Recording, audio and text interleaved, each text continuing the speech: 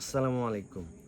আলহামদুলিল্লাহ, আল্লাহর শেষ মেহেরবানি। আজকে উপস্থিত হয়েছি আমাদের এক আপুর রিপোর্ট নিয়ে। ওনার ছিল গল ব্লাডার স্টোন। এই দেখুন, রিপোর্টটা হলো এরকম। এটা হচ্ছে প্রথম যে উনি যখন মেডিসিনটা নেয় আমার কাছ থেকে, তখন সেই রিপোর্টটা দিয়েছিল। এখানে হচ্ছে এই যে গল ব্লাডার স্টোন দেখুন, 1.2 সেন্টিমিটার, 1.2 সেন্টিমিটার। তারপর উনি আমার কাছ থেকে ঔষধ খেলেন 40 দিন।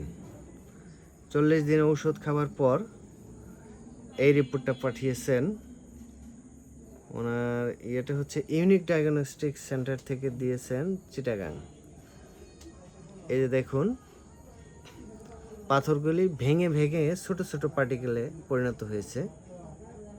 এই যে অনেকগুলি ছোট ছোট, এখানে 6.5, 6.2, 6.3 এরকম বেশ কিছু পার্টিকেল দেখেছে। 5.4 আছে, আবার 6.8ও আছে। মূলত কথা হচ্ছে যে পাথরটা ভেঙে ছোট হয়েছে। তারপর উনি গত 1 তারিখে আমাকে বলতেছিল যে ওনার খুব ভীষণ ব্যথা। উনি ব্যথা অনুভব করার পর ওনাকে আমি বলেছিলাম যে আপনি আরেকটা আলট্রা করেন।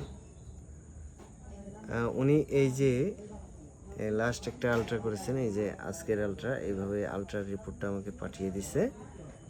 এখানে দেখা যাচ্ছে, দেখুন এই যে এগুলি আসছে 2.3, তারপর আসছে 3.2। তার মানে যেগুলি বড় বড় ছিল ওগুলি এখন ছোট হয়ে আসছে।